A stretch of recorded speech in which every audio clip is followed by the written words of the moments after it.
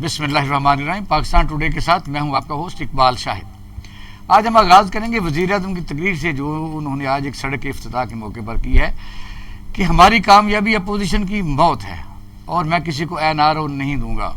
پھر انہوں نے یہ بھی کہا ہے کہ پاکستان میں عدالتی سسٹم کو ہم ریوائز کر رہے ہیں کہ 1 سال کے اندر فیصلے ہونے چاہیے۔ دوسرا انہوں نے اہم جو بات کی ہے وہ یہ ہے کہ مجھے دھمکیاں دی جا رہی ہیں کہ NRO دو ورنہ آپ کی حکومت گرا دیں گے۔ اسی سیاق و سباق میں ہم یہ دیکھ رہے ہیں کہ ان دنوں میں کون کون سی ڈیولپمنٹ ہوئی ہے آپ کے سامنے ہے۔ مثلا جہانگیر ترین کا گروپ فوراً ایکٹیو ہو جانا اور نیشنل اسمبلی اور پنجاب اسمبلی میں اپنے اپنے پارلیمانی لیڈر مقرر کر دینا، پھر بیک آؤٹ کرنا، پھر آگے بڑھنا، یعنی کچھ نہ کچھ تو ہے جس کی پردہ داری ہے۔ جو نثار صاحب کے متعلق بھی خبر پچھلے ہفتے آئی تھی، لیکن آج پھر گرم ہے کہ نیکسٹ جو ویک ہے وہ حلف اٹھانے جا رہے ہیں۔ یعنی یہ کڑیاں سے کڑیاں ملتی جا رہی ہیں۔ اور دوسرا چوری پرویز الہی صاحب نے بھی آج کافی باتیں کی ہیں، جن میں خاص طور پر اس تقریر کا حصہ یہ ہے کہ ہمارے ساتھ جو وعدے کیے گئے تھے وہ پورے نہیں ہوئے، لیکن ہم PTI کا ساتھ نہیں چھوڑیں گے۔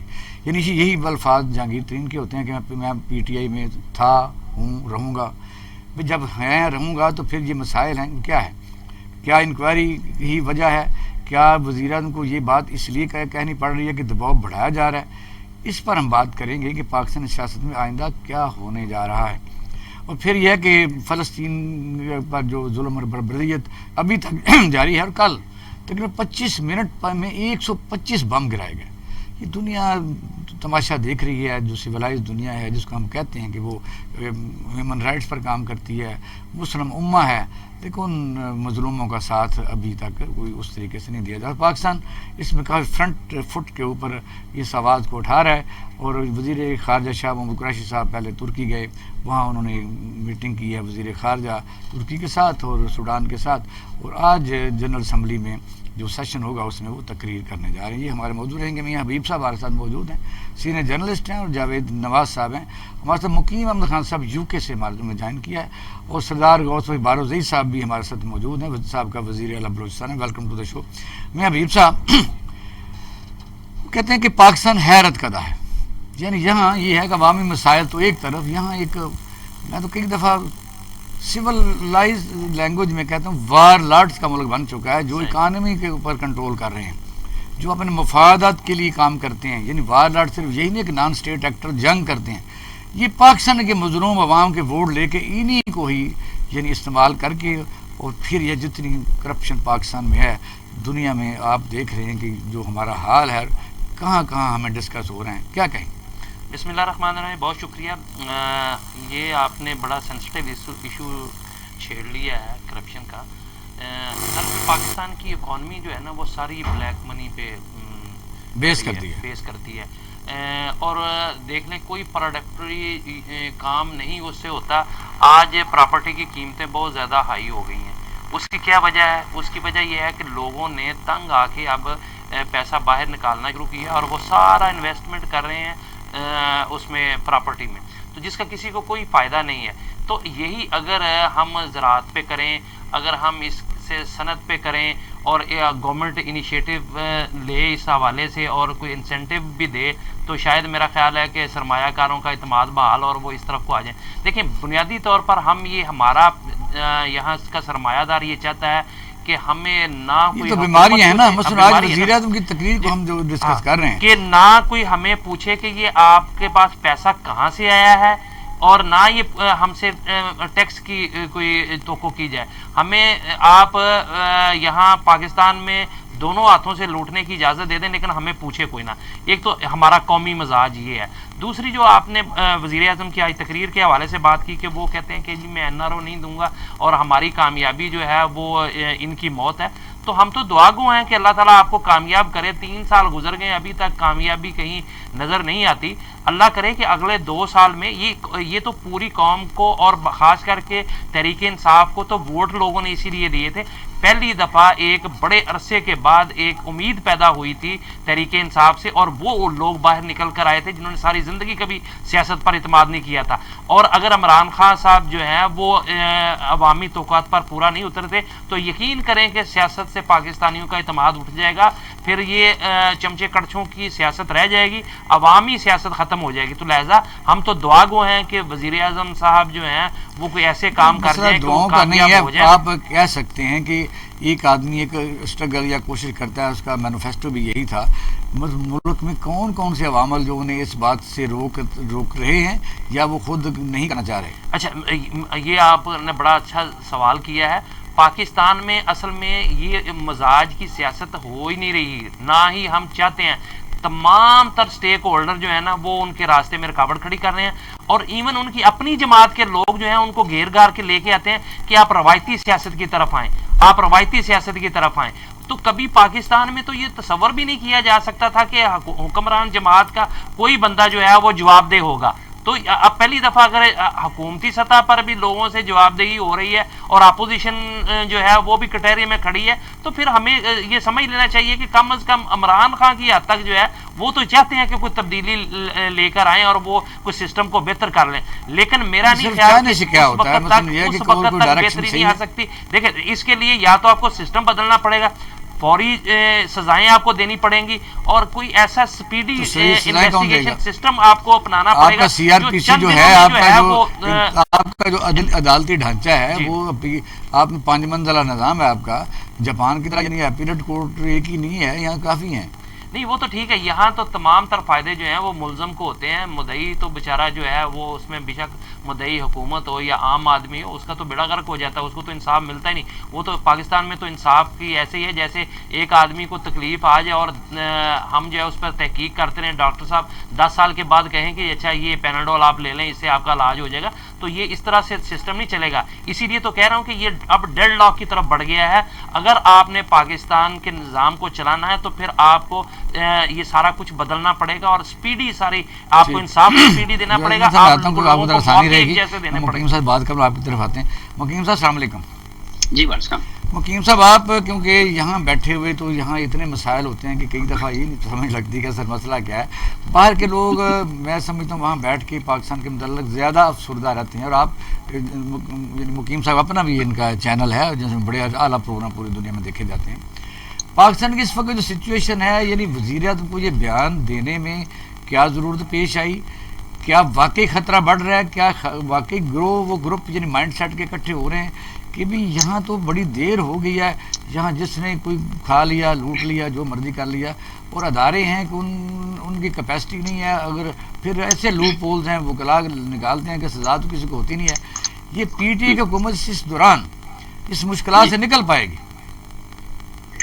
دیکھیں سر, یہ جو آپ نے انٹرو میں بھی کہا تھا کہ ایک تو وزیر اعظم کے بیانات ہیں جو انہوں نے فرمایا کہ یہ مافیاز میرے پیچھے ہیں, ہماری کامیابی اپوزیشن کی موت ہے. پھر آپ نے وہ ڈیولپمنٹس کا ذکر کیا, میں briefly I will just touch, کہ چودھری نثار 24 تاریخ کو وہ اپنا حلف اٹھائیں گے. اچھا, اور دوسری طرف کچھ لوگ یہ ظاہر کر رہے ہیں کہ اسٹیبلشمنٹ جو ہے وہ پنجاب میں کوئی تبدیلی لانا چاہ رہی ہے, عمران خان کو اپنی اوقات میں رکھنا چاہتے ہیں. یہ بھی ایک ہے, بالکل ہے. جی.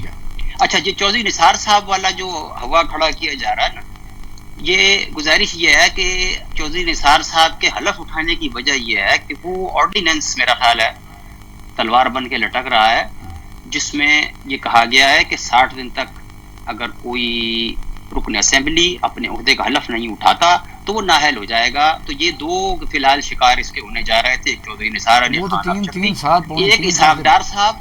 جی, تو وہ یہ حلف اٹھایا اس لیے جا رہا تھا کہ وہ سیٹ بچا لیں. ٹھیک ہے سر. اچھا, اب گزارش یہ ہے کہ جو باقی جو مافیاز کا ذکر ہے, دیکھیے وہ ہر دور میں موجود رہے ہیں. اگر وہ ایوب خان کے دور میں 22 تھے, اب شاید 222 ہو گئے ہوں گے.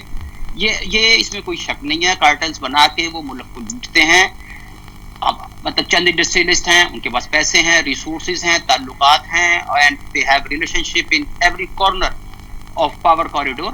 تو وہ اس کو یوٹیلائز کرتے ہیں. ظاہر ہے کہ جو یعنی انویسٹیگیشن کر رہے ہیں ادارے, وہ بھی تو انسان ہی ہے نا. وہ جس وقت ان کو یہ یقین ابھی تک نہیں آتا کہ سسٹم شاید جلدی بدل نہ جائے. آپ کو پاکستان کی جو بیوروکریسی ہے یہ باقاعدہ اسٹیک ہولڈر ہے, یعنی یہ پاکستان میں بیوروکریسی کو کہہ سکتے ہیں کہ یہ بیوروکریسی کے افسران مسلم لیگ نون کے ہیں, یہ پیپل پارٹی کے ہیں, یہاں تو نام لکھا گیا ہوتا ہے. تو وہ یعنی یہ ابھی ہوپ ٹوٹ نہیں رہی کہ اگر عمران خان کیا کر لے گا کہ شاید وہ آ نہ جائے. یہ جو ابھی ڈیولپمنٹ ہوئی ہے کہ ادھر جہانگیر ترین صاحب آگے بڑھ رہے ہیں, ادھر چور نثار صاحب کا یہ ہوا کھڑا کیا گیا ہے, تو یہ سسٹم کیا یعنی اس طرح تو نہیں چلتے نا. دیکھیں یہ ایک نئی بدعت اب قائم ہونے جا رہی ہے جہانگیر ترین کی شکل میں. پہلے یہ ایک نئی مثال ہم نے سیٹ کر دی کہ 1200-1500 آدمی لے کر جو بھی کوئی چوک چورنگی چوراہے میں آدمی لا کے بٹھا دے گا وہ حکومت کو ناک سے چنے چبا دے گا.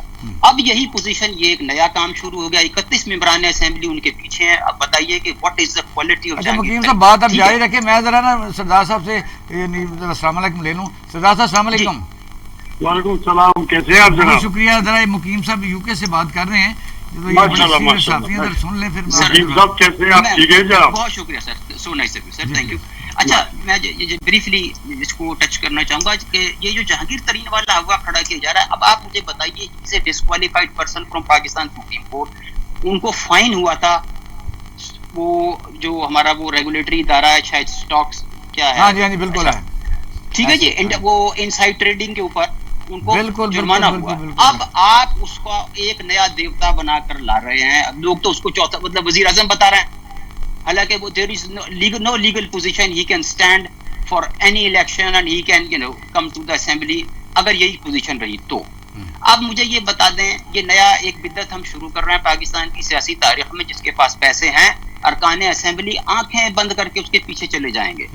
What is his credibility apart from that کہ ہی از گاٹ منی.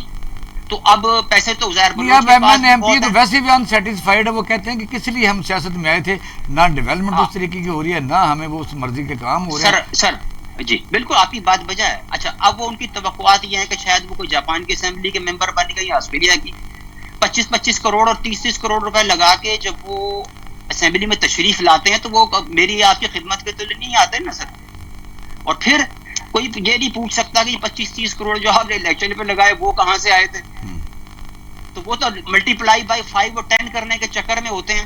ٹھیک ہے, اب جی مقیم صاحب آتے ہیں آپ کی طرف. جی جاوید نواز صاحب, باتیں آپ سنیے. سوال یہی رہے گا کہ پاکستان میں مسائل ایک نہیں ہے, جس کو کہتے ہیں نا کہ بھی گروپ ہیں, گروہ ہیں, یعنی اسٹیک ہولڈرز ہیں, فراڈ کرنے والے, فراڈ کو سپورٹ کرنے والے, تحفظ دینے والے, اور پھر ان کو بچانے والے. یہ سارے کیا کہیں گے, کیا ہو رہا ہے؟ دیکھیے, میں بسم اللہ الرحمن الرحیم, پاکستان کا جب نام لیتے ہیں تو پاکستان کے نام کے ساتھ قائد اعظم محمد علی جناح کا نام آتا ہے. جی قائد اعظم نے 1942 میں یہ محسوس کر لیا تھا کہ مسلم لیگ پر سرمایہ داروں اور جاگیرداروں کا قبضہ ہے. لہٰذا 1943 میں انہوں نے دلی میں تقریر کرتے ہوئے کہا کہ یہ سرمایہ دار اور جاگیردار لوگوں کا خون چوس رہے ہیں, غریب آدمی کو روٹی نہیں مل رہی, اور یہ اپنی تجوریاں بھر رہے ہیں. آگے انہوں نے کہا کہ اگر آپ کو یہ پاکستان لینا ہے, مجھے پاکستان نہیں چاہیے. یہ پاکستان کے جو آج مسائل 72 سال کے بعد ہمارے سامنے آ رہے ہیں, یہ قائد اعظم نے 1942 میں محسوس کر لیے تھے. لیکن بدنصیبی یہ ہے کہ پاکستان پر کبھی بھی کوئی جمہوری حکومت کا کنٹرول نہیں رہا. پاکستان میں تمام کنٹرول ہماری پہلے سول انتظامیہ کا تھا, اس کے بعد ملٹری بیوروکریسی کا آ گیا. انہوں نے آپس میں اشتراک کر کے اس ملک کو چلایا. اچھے کام بھی کیے, اس میں شک نہیں ہے کہ بہت ڈیم بنائے, بڑی سڑکیں بنائیں, بہت کچھ کیا. لیکن وہ جو خواب تھا قائد اعظم کا کہ ایک عام آدمی کو خوشحال زندگی ملے گی, اس کو تعلیم ملے گی, اس کو صحت ملے گی, وہ خواب پورا نہیں ہوا. آپ نے عمران خان صاحب کی تقریر کا ذکر کیا ہے. عمران خان کی زندگی کے 2 مختلف پہلو ہیں. ایک پہلو ہے جو ان کا بولنے کا ہے, ایک پہلو ہے جو عمل کرنے کا ہے. جب وہ بات کرتے ہیں تو وہ بات کرتے ہیں جو انہوں نے قاضی حسین احمد اور جنرل حمید گل سے سیکھی تھی. مجھے وہ دن اچھی طرح یاد ہے جب یہ قاضی حسین احمد کے شاگرد تھے اور ان سے سبکن سیاست سیکھ رہے تھے. پھر یہ جنرل حمید گل سے بھی معاملات کرتے رہے اور سیکھتے رہے. تقریر ان کی ہمیشہ ان 2 شخصیات کے خیالات کے مطابق ہوتی ہے. عمل ان کا ان جاگیرداروں اور سرمایہ داروں کے مطابق ہوتا ہے جو اس ملک کی قسمت کا فیصلہ کرتے ہیں, جو اس ملک کے وسائل پہ قابض ہیں. دیکھیے, جہانگیر ترین کو میں بہت زیادہ نہیں جانتا, دو چار ملاقاتیں ہیں اور اچھی ملاقاتیں ہیں, بہت سمجھدار انسان ہے, بہت پریکٹیکل آدمی ہے. انہوں نے ایک انٹرویو میں یہ بات کہہ دی کہ میں نے عمران خان سے پوچھا کہ تم وزیر اعظم بننا چاہتے ہو؟ اگر عمران خان نظریاتی انسان ہوتے تو وہ کہتے چاہتا ہوں لیکن نظریے پہ. انہوں نے کہا بتاؤ کیسے؟ انہوں نے ایک فارمولہ دیا, انہوں نے ایکسیپٹ کر لیا. وہ مینیفیسٹو جو عمران خان نے 1996 میں بنایا تھا, اتنا کریڈیبل ہے جس طرح ابھی مقیم صاحب نے کہا ان کو جو ڈسکوالیفائی بھی کیا گیا تھا, جرمانہ بھی ہوا تھا. نمبر 2 جب کے پی کے میں انہوں نے دیہڑی لگائی, وہ سب کو پتہ ہے, یہاں جب چینی کی انہوں نے دیہڑی لگائی, اب ہمارے ہیرو فوراً وہ بن جاتے ہیں جو موجودہ حکومت کا کوئی بھی بندہ خلاف ہو جائے. اب نون لیگ کے آنکھ بھی تارے بن گئے جو کل کو گالیاں نکالتے تھے کہ یہ جو جہانگیر اتنی ڈوٹ کے کھا گیا, گھر میں بیٹھا ہوا ہے. اقبال شاہ صاحب یہ مسئلہ نہیں ہے. ہاں جی, کریڈیبلٹی یہ ہوتی ہے کہ کوئی آدمی ایک بات کہتا ہے, دوسرا آدمی اس کی تردید کرتا ہے. جہانگیر ترین نے یہ بات جب کہی تھی, اس کو کوئی 1.5 سال گزر گیا ہے. اس 1.5 سال میں نہ عمران خان نے, نہ اس کی حواریون کی جو ایک بڑی فوج ہے, اس میں کسی نے نہیں کہا کہ جہانگیر ترین جھوٹ بول رہا ہے. ایک بات رہا مسئلہ عمران خان کا یہ کہنا کہ وہ مافیا سے لڑنا چاہتا ہے, ہرگز نہیں لڑنا چاہتا. وہ مافیاز کو پروٹیکٹ کر رہا ہے. اچھا, اس ملک میں میرا دوست ہے, برخوردار ہے, بابر صد. بابر کا پیٹرولیم کے ساتھ ایک بہت گہرا تعلق ہے. ندیم بابر.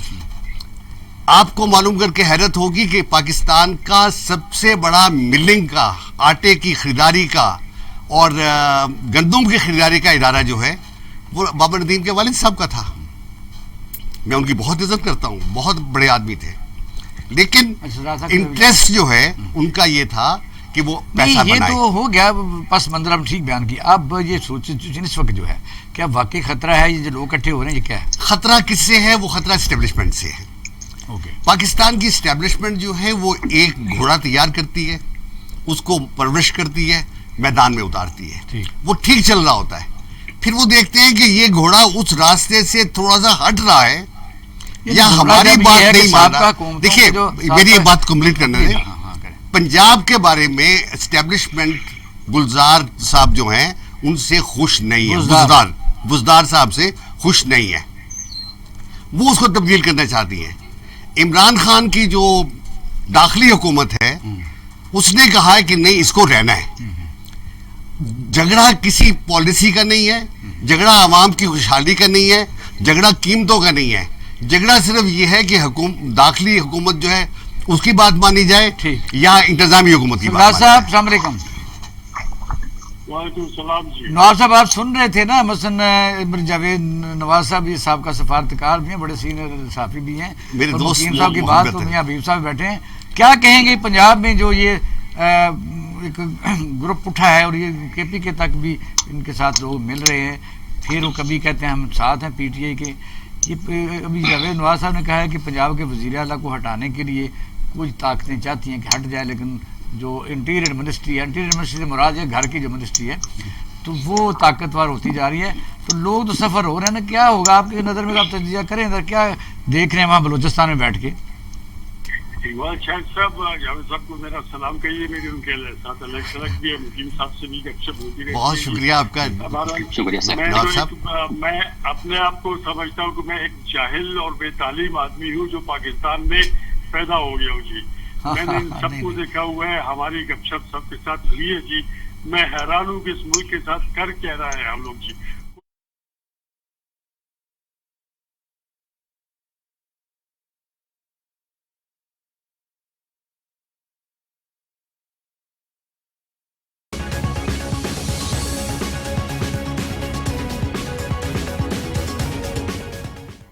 ویلکم بیک ناظرین, کا پروگرام دیکھ رہے ہیں پاکستان ٹوڈے. مقیم صاحب آپ میری آواز سن رہے ہیں؟ جی جی. اچھا, یہ سوال یہی رہے گا کہ اس وقت شاہ محمود قریشی صاحب بھی تقریر کر چکے ہیں, تو اب تو آخری ٹارگٹ یہ رہ گیا, یہ کہتے ہیں کہ ہے جرم ضعیفی کی سزا مرگی مفاجات 57 ممالک ہیں. اور اس بات پر وین ڈال رہے ہیں, بین جو پنجابی میں کہتے ہیں, اردو میں اور پنجابی میں وین ہی کہتے ہیں, کہ چلو جنگ بندی ہو جائے. کیا کہیں گے سر؟ جنگ بندی ہو جائے گی جب وہ اپنا ٹارگٹ اچیو کر لیں گے. یہ اس کا ایک سسٹمیٹک پیٹرن ہے کہ جتنی ڈیولپمنٹ گزشتہ ادوار پچھلے ٹائم 2014 اور 16 میں اس نے بڑی بنا کے رگڑا لگایا تھا, جس میں 2000 آدمی فلسطین کے مرے تھے اور 67 ٹوٹل اسرائیل کے مرے تھے. اچھا اور اس پہ کوئی 173 ملین ڈالر کا نقصان ہوا تھا فلسطین کو. اچھا جتنی ڈیولپمنٹ گزشتہ دنوں میں ہوئی بھی تھی اب اس نے ملیامیٹ کر دیا. اس کو بنانے میں انہیں پھر 10 سال لگ جائیں گے. 450 بلڈنگیں گرا دی. ہاں جی وہ سر وہ ایک ٹارگٹ ہوتا ہے اس کا کہ ان کو ایک اشرے تک وہ سا ہی نہ آوے, یہ اپنے چکروں میں پڑے رہیں. ٹھیک ہے. تو وہ انہوں نے ایک وہ اچیو کر لیا. دوسرا اس میں کچھ بس چھوٹی چھوٹی چیزیں اور بھی ہیں جو بڑی امپورٹنٹ ہیں کہ یہ جو پی ایل او اور حماس کے درمیان جو ہے نا ذہنی ہمانگی اور اتفاق قطن نہیں ہے. دوسری بات یہ محمود عباس کی حکومت ختم ہو رہی تھی, وہ ایکسٹینشن پہ چل رہا ہے. ٹھیک ہے. نیتن یاہو کو کرپشن کے الزامات کا سامنا تھا اور مسلمان رام پارٹی کے 4 یا 5 اراکین پارلیمنٹ اگر اسے مل جاتے تو وہ تب حکومت بنا سکتا تھا. باقی جو یہودی پارٹیز تھیں وہ اس کا ساتھ نہیں دے رہی. اس کی انویسٹیگیشن شروع ہوئی, ادھر سے یہ کبے کو لات لگ گئی. تو یہودی جو انتہا پسند پارٹیاں ہیں انہوں نے اسے تعاون دے دیا ہے. اب وہ چوتھی دفعہ پھر حکمرانی کرے گا. تو یہ نا اتفاقی یعنی وہ دوسرا افغانستان نظر آ رہا ہے کہ جہاں یعنی 74 ممبر تو حماس کے ہیں تو ظاہر ہے وہ کم ہو جائیں گے اگر الیکشن میں جیت جائے گا وہ. جی مطلب وہ نا اتفاقی جو ہے نا وہ ڈویژن ہے کلیئر قسم کی کہ ایک ذرا تھوڑا سا نرم ہے. آپ کا سٹانس یہ ہے کہ وہ ٹارگٹ اسرائیل جب تک اچیو نہیں کرے گا یہ جنگ بندی نہیں ہوگی. جنگ بندی ہو جائے گی لیکن جب ٹارگٹ اچیو ہو جائے گا. Sir there is a limit to everything کہ وہ اس کی بھی کاسٹ اسرائیل کے لیے بھی ہے, لیکن یہ ہے کہ اس کو فنڈنگ بڑی بے تحاشا ہے. یہ بھی ذرا پاکستانی عوام کو ذرا بتا دیں کیونکہ پاکستان کے اندر آپ نے دیکھا کہ بوسنیا ہو چیچنیا ہو کہیں بھی ہو تو ہم کود پڑتے ہیں ہر مسئلے میں اس سے آگے. ہم we are the part of, یعنی ہم خود نہیں ہے سب کچھ. یعنی حصے کو تو ہم سپورٹ کر سکتے ہیں کہ بھی فلسطین کے حصے کو, لیکن ہم نے تو جو بھی حاصل کیا کہ اس سڑک سے تعلقات ہم نے نہیں بنائے, ان عربوں نے بنا لیے. ان کی وجہ سے ہندوستان ہمارا عزیز دشمن ہے, ان کا دوست ہے, ہم جانے گوا چکے ہیں کئی دفعہ. تو مسئلہ یہ پاکستان میں بھی تو ان کو بتائیں گے اصل ان کی لڑائی کیا ہے. دیکھیے الحمدللہ پہلی بات بحیثیت مسلمان نہ میرا ایمان کمزور ہے اور نہ کسی بزدل کا خون میری رگوں میں دوڑ رہا ہے جس طرح سارے پاکستانی ہیں. ہم جان دے بھی سکتے ہیں اور لے بھی سکتے ہیں, مگر مسئلہ یہ ہے اس کو سمجھنے کی ضرورت ہے کہ کیا صلح حدیبیہ میرے نبی نے کی, کس وقت کی, وہ کیوں ایکسیپٹ کی اور بعد میں رب کریم نے کیسے کامیابی. یہ سبق ہے ہمارے لیے. دیکھیے بہت خوبصورت بات ہے, یہ تاریخ سے سبق ہمارے لیے بہت بڑا اہم چیز ہے. جب آپ دیکھتے ہیں آپ کمزور ہیں, آپ جنگ جیت نہیں سکتے, تو ہمیں کون سے پاگل خانے کے ایم ایس نے کہا ہے کہ ہم ضرور جا کے جنگ کریں.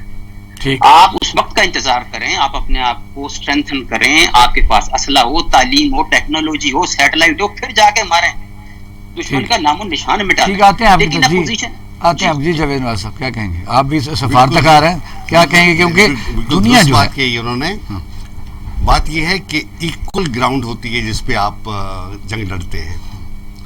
جس وقت آپ کو معلوم ہو کہ 1 اور 100 کا فرق ہے تو پھر آپ جنگ نہیں کرتے ہیں, پھر آپ دوسرے طریقے اختیار کرتے ہیں. یہ پرابلم اس وقت جو ہے یہ سب سیاست کا ہے. حماس اپنی ایگزسٹنس منوانا چاہتا ہے, الفتح اپنی ایگزسٹنس منوانا چاہتا ہے, اور نیتن یاہو صاحب کو چونکہ ووٹ نہیں ملے لہذا انہوں نے ایک دوسرا حربہ اختیار کیا کہ وہ پاپولیرٹی حاصل کر لیں جنگ کے ذریعے. یہ ساری جنگ جو ہے یہ رسہ کشی کی جنگ ہے. اس میں نہ تو کوئی اسلام انوالو ہے, نہ کوئی عقیدہ انوالو ہے, نہ کوئی وطنیت انوالو ہے. یہ ساری اقتدار کی جنگ ہے. میں آپ کو یقین سے کہتا ہوں کہ فلسطین کے عوام جو میں مڈل ایسٹ میں رہتا ہوں وہ متنفر ہیں اپنی سب آرگنائزیشن سے جو ان کے حقوق کی بات کرتے ہیں, کیونکہ یہ سب جعلی لوگ ہیں. اصل فلسطین کی نہ ریگولر فوج ہے نہ سرحدیں ہیں, تو لڑنا کس پر ہے. ایگزیکٹلی. دیکھیے یہ جنگ کا فیصلہ یا فلسطین کا فیصلہ فلسطین کی سڑکوں پہ نہیں ہونا اور نہ کبھی ہو سکتا ہے. یہ فیصلہ واشنگٹن میں ہونا ہے. ایک زمانہ تھا کہ واشنگٹن کی پارلیمنٹ کا ایک آدمی بھی حماس کے یا فلسطین کے حق میں نہیں تھا. آج 50 میں سے 27 سینیٹرز نے اپنے پرائم منسٹر اپنے پریزیڈنٹ سے کہا ہے کہ آپ عقل کا راستہ اختیار کریں, آپ جنگ بندی کروائیں. یہ پہلی دفعہ ہوا ہے کہ ود ان ڈیموکریٹ پارٹی 27 آدمیوں نے, اور جب میں نے ان کا بایوڈیٹا دیکھا یہ سارے وہ ینگسٹرز ہیں جو 50 سال سے کم عمر کے ہیں. جو 50 سال کے اوپر کے لوگ ہیں وہ اسرائیل کے ساتھ ہیں, جو 50 سال سے کم عمر کے لوگ ہیں وہ فلسطین کے ساتھ ضروری ہے نا پاکستانی قوم کو بتانا یہاں جذبات ابھرے رہتے ہیں. یہ بہت بہت بڑا فرق آ رہا ہے. امریکہ کا نوجوان، امریکہ کی لڑکی اور لڑکا آج یہ محسوس کر رہا ہے کہ فلسطین پہ ظلم ہو رہا ہے. پہلے ہمیشہ یہ ہوتا تھا اقبال صاحب کہ وہ کہتے تھے کہ Israel has the right to defend.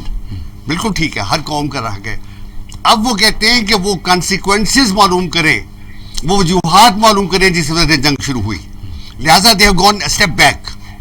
لہٰذا پہلی دفعہ ایک خاتون AOC الیگزینڈرا، اس نے جب یہ بات کہی تو لوگوں کو بڑی عجیب سی لگی.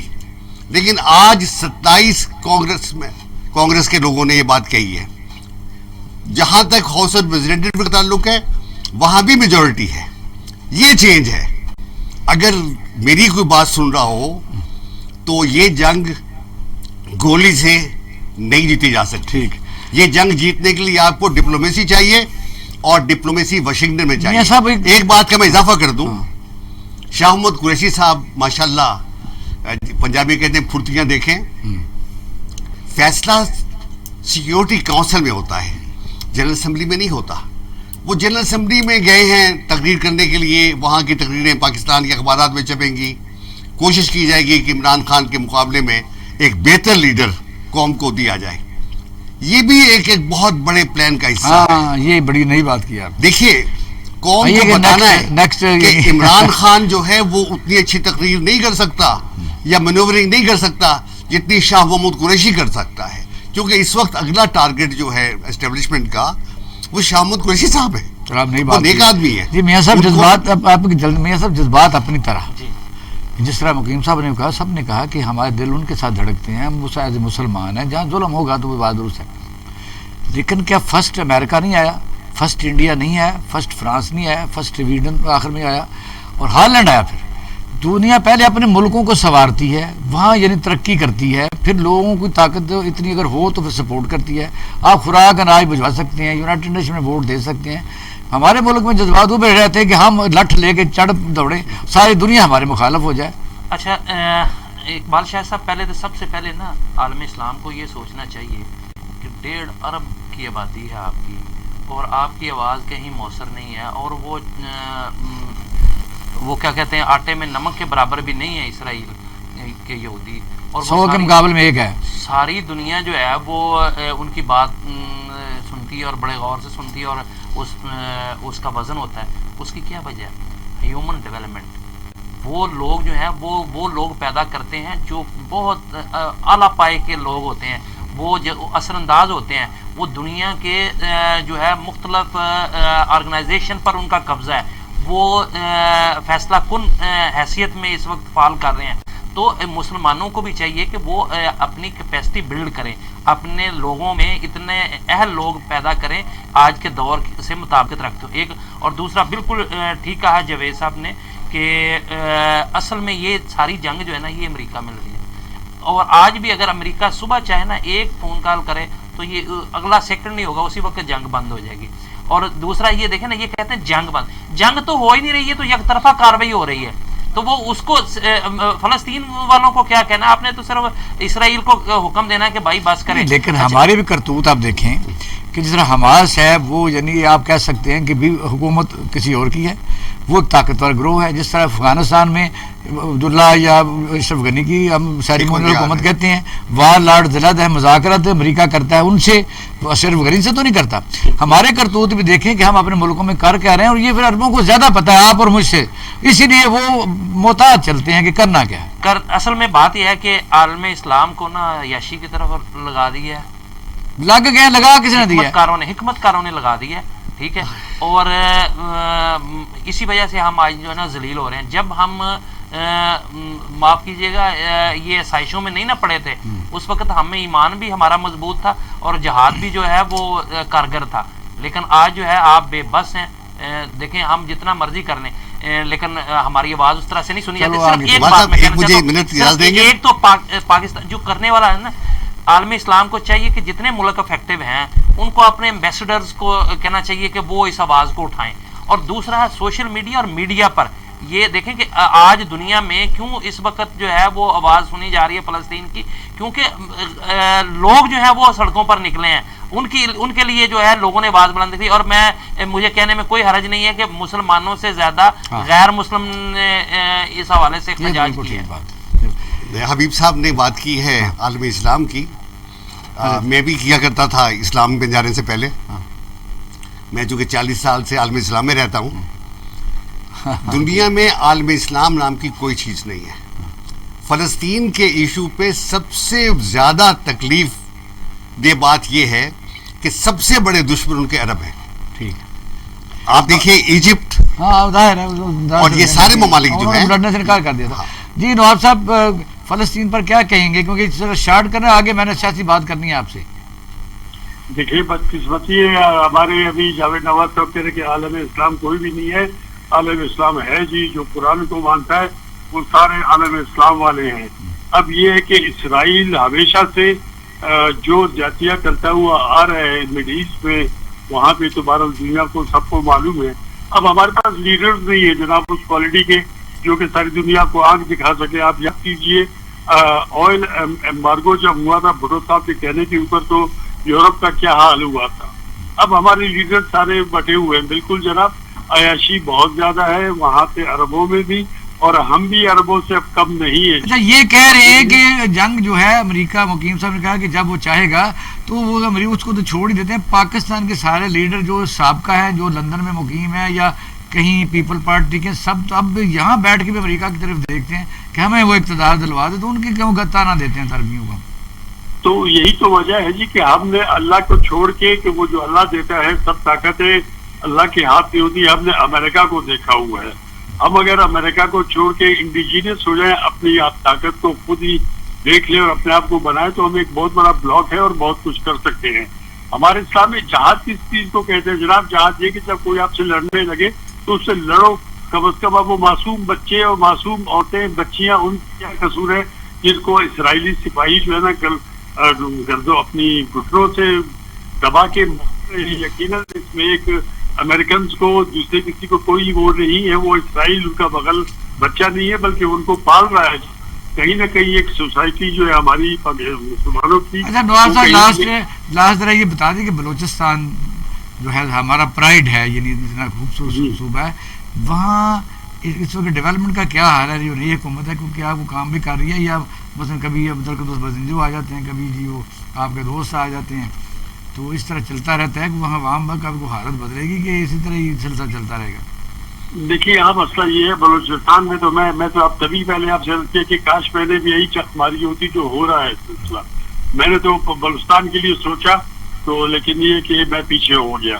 اب یہاں بھی یہی ہو رہا ہے، جو آتا ہے وہ اپنے آپ کو کیا کہتے ہیں ٹھیک کرنے کے لیے، اپنے آپ کو برابر کرنے کے لیے آتا ہے. جی ایک ہی پارٹی کے لوگ ہیں. اسپیکر صاحب بدقسمتی سے چیف منسٹر رہ چکے تھے کچھ دنوں کے لیے، ان کو وہ مزے یاد آ رہے ہیں. وہ ہمیں اسمبلی میں بیٹھ کے وہ ایسی باتیں کرتے ہیں جو اسپیکر کا کام ہی نہیں ہے. جی یہ پارٹی ان کا تو اچھا داؤ لگا کہ 500 ووٹ لے کے پہلی دفعہ آئے تو بن گیا وزیر اعلیٰ. اب تو ان کو یاد، بلکہ میں نے لاہور گورنر اس میں سوال پوچھا تھا ایز اے اسپیکر، میں تمہارا دل تو کرتا ہے؟ کہتے ہیں ہاں بڑا دل کرتا ہے وزیر اعلیٰ دوبارہ بننے. میں جانتا ہوں جی، اس خاندان کو سارے کو جانتا ہوں جی. آپ دیکھ لیجیے، میں آپ کو بتاؤں کہ یہاں پہ ہر کوئی اپنے آپ کو بنا رہا ہے، پھر وہاں اوپر کی طرف سے جو لوگ بیٹھے ہیں نا جی، ہم جیسے جو کچھ بھی نہیں ان کو شے دے کے بڑا بنا دیتے ہیں. ہم بڑے ہو جاتے ہیں تو ہمارا سایہ بہت بڑا ہوتا ہے. نواز صاحب تھینک یو ویری مچ. مقیم صاحب ون لائن بلوچستان کے متعلق آپ وہاں کیا دیکھتے ہیں؟ بلوچستان میں بڑی دلچسپ صورتحال ہے سر کہ وہ گورنر صاحب کو ہٹانے کا خط بھیجا گیا تھا جس کا انہوں نے جواب نہیں دیا. یہ سردار صاحب بتائیں گے کہ کس کی شے پر؟ ان سے میں نے جواب نہیں لینا ہے جی، یہ جواب ان سے میں نے نہیں لینا. اچھا ان سے نہیں لینا تو پھر ہم سے لے لیں کہ وہ یعنی ان کے پیچھے کچھ طاقتیں کھڑی ہو گئی ہیں. امان اللہ یوسف زئی، کیا نام ہے معاف کیجیے گا، یاسین زئی صاحب کے پیچھے، کہ جناب ذرا عمران خان کو جگہ پر رکھیں آپ. ٹھیک ہے. اور آپ صدر کے پیچھے ون لائن. بڑی اچھی تبدیلیاں وہاں آ رہی ہیں اور اللہ کرے کہ جو ہم خبریں سن رہے ہیں وہ بہتری کی طرف لے کے جائیں معاملات کو، کیونکہ بزرگوں کا ہونا وہاں بہت ضروری ہے، بچوں کی گیم نہیں ہے. اب ضروری ہے بہت زیادہ. جی دیکھیے تعلیم، صحت اور مکان ان تین چیزوں کے بغیر کوئی قوم آگے نہیں جا سکتی. بہت شکریہ، پینل کا شکریہ ادا کرتا ہوں. ناظرین، آپ نے ہمارا پروگرام دیکھا اور سنا. اکثر امام جی آخر میں کہتے ہیں کہ آپ بہترین جج ہیں. انشاءاللہ تعالیٰ کل نئے پروگرام کے ساتھ حاضر ہوں گے. اپنا اور اہل خانہ کا خیال رکھیے گا. پاکستان زندہ باد.